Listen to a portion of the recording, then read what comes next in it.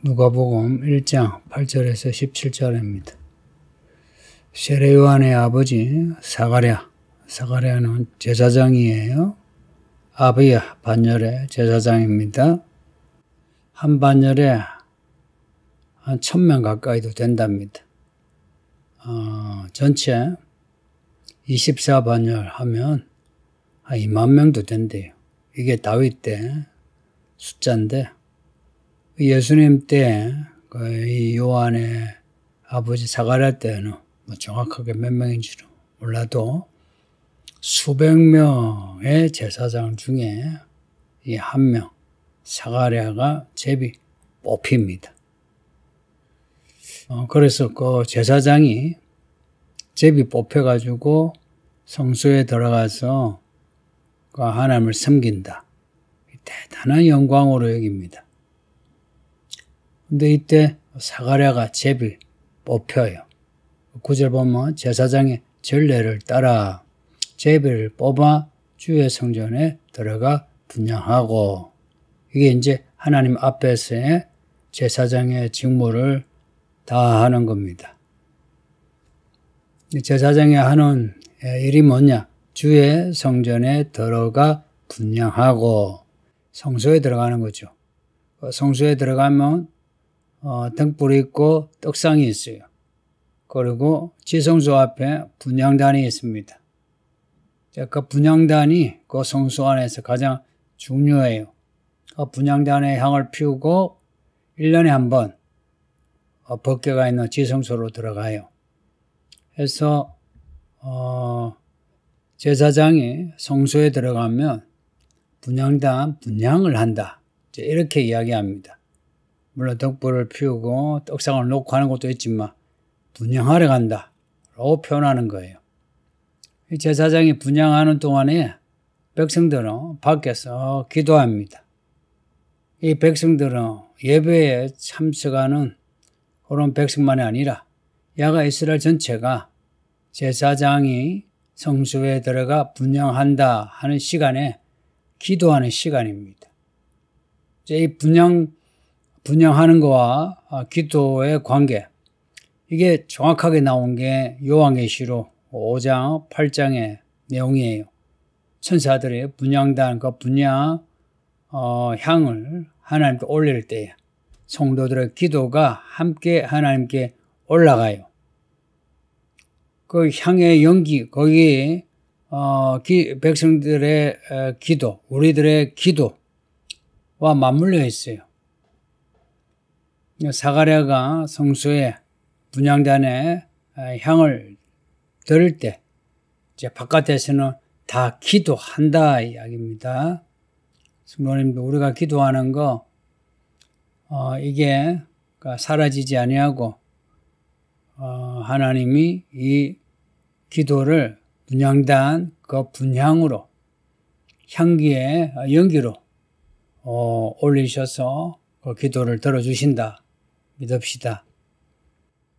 기도하지 않으면 올라가는 게 없죠.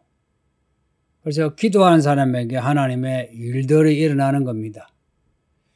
사가랴가 성소에 들어가 분향단의 향을 드릴 때 주의 사자를 봤어요. 천사를 봤다는 겁니다.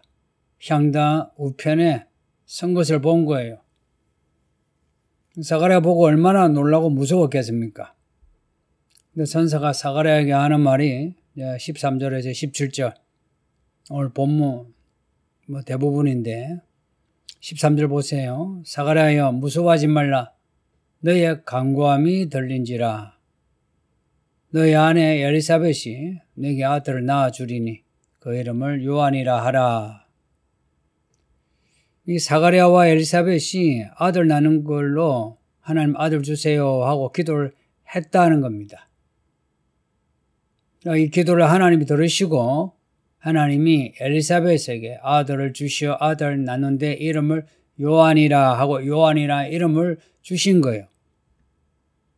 이것은 마리아와 요셉에게 하신 말씀하고 비슷하죠. 이름을 예수라 하라 하는 것도 그렇고, 무서워하는 사가랴에게 무서워하지 말라 하는 거 똑같이 마리아에게 무서워하지 말라 하는 말씀하고 똑같죠. 나기 전에 이미 하나님이 이름을 정해 주셨다.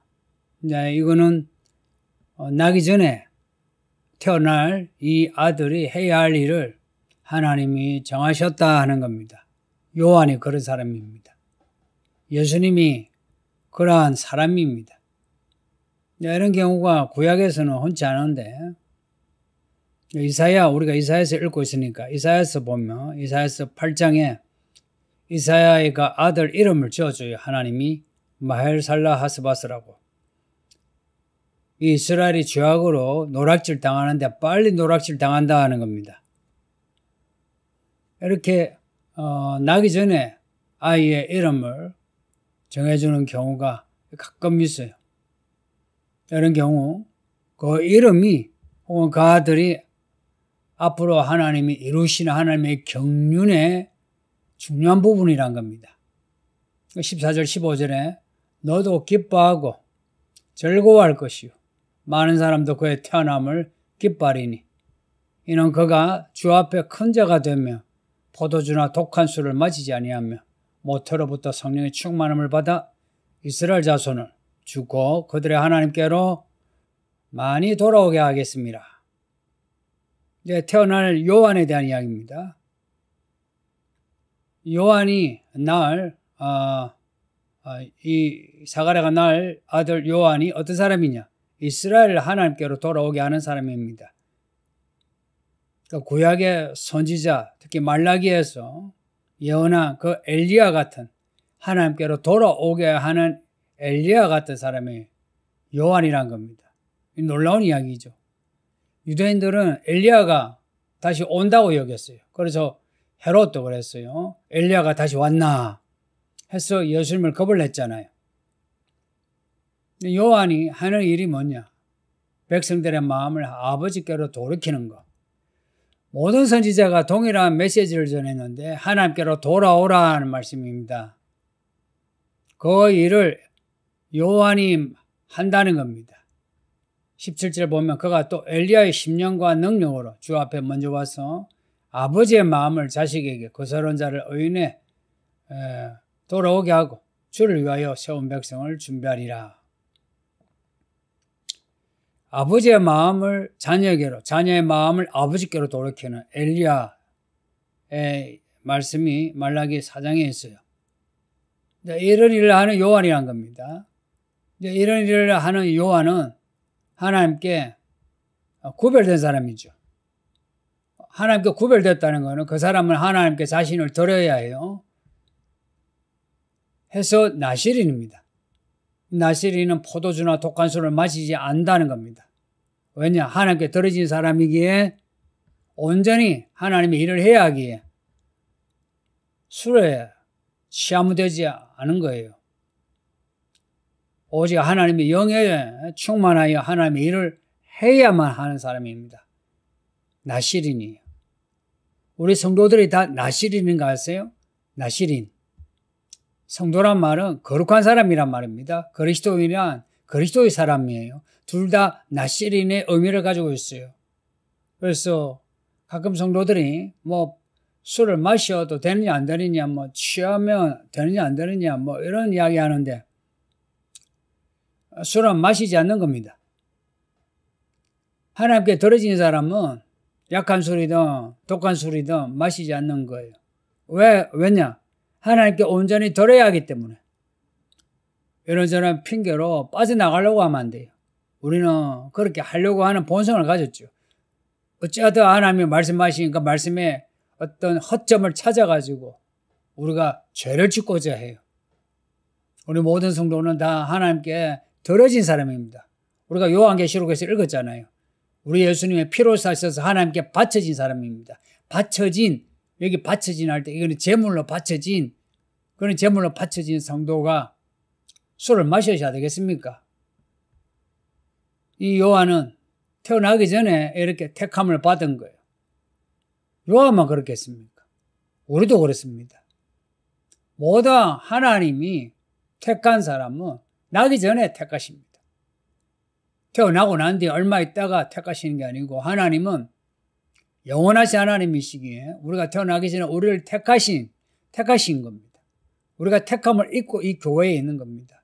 그리고 교회에서 직분을 받아 하나님의 일을 하는 겁니다. 우리가 나기 전에 택함을 받은 거예요. 그러니 우리를 향한 하나님의 부르심의 소망을 저버리면 안 됩니다. 요한에게 이렇게 할 일을 말씀하죠. 똑같이 우리에게도 할 일을 말씀하시는 하나님입니다. 우리는 그 말씀을 들어야 돼요. 요한이 뭐 뱃속에서 들었겠어요? 태어나기 전에 들었겠어요? 태어나서 자라면서 들었고 듣고자 했고 그리고 그 말씀대로 살았던 겁니다. 똑같이 우리도 우리를 향한 하나님의 택하심의 말씀을 우리가 교회를 다니면서 들어야 합니다. 그리고 받아들여야 하고 살아내야 합니다. 요한이 엘리야의 심령과 능력으로 예수님의 길을 예비한답니다. 엘리야의 심령과 능력으로. 구약에 나오는 그 아합 때의 엘리야, 그 엘리야의 심령과 능력을 한번 보세요. 열왕기상 17장에서 열왕기하 2장까지 계속되는 엘리야. 그 엘리야가 어떤 마음으로 하나님의 일을 했는지 또 어떤 능력을 보여줬는지 똑같이 요한도 그 엘리야의 심령과 능력으로 일을 했다는 겁니다. 똑같이 우리도 엘리야의 심령과 능력으로 우리는 다시 오실 예수님을 맞이하는 하나님의 종들이 선지자적인 성도들이 되어야 되는 거예요. 땅끝까지 말씀을 전하라. 내 증인이 되라. 말씀을 전하라. 증인이 되라. 이거 선지자가 하는 일입니다. 선지자가 하나님의 영을 받아서 말씀을 증언하죠. 똑같이 너희는 성령을 받고 땅까지 내 증인이 되라 하는 것은 우리에게 선지자적인 소명을 주신 겁니다. 성도님들, 우리가 선지자입니다. 우리가 선지자라고요. 선지자적인 성도들입니다. 그러니 먹고 마시고 돈을 벌고 돈을 쓰고 하는 모든 일에 우리가 거룩함을 잃어버리지 않도록 합시다.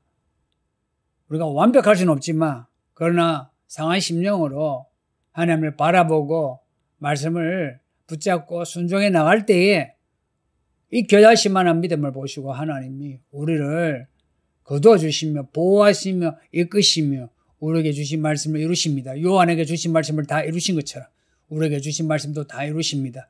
요한계시록 11장에 나오는 그 두 증인이 모든 이 땅의 증인들의 대표라고 생각하세요. 우리도 또한 두 증인처럼 말씀을 전해야 한다는 겁니다. 그러려면 성령을 받으셔야 합니다.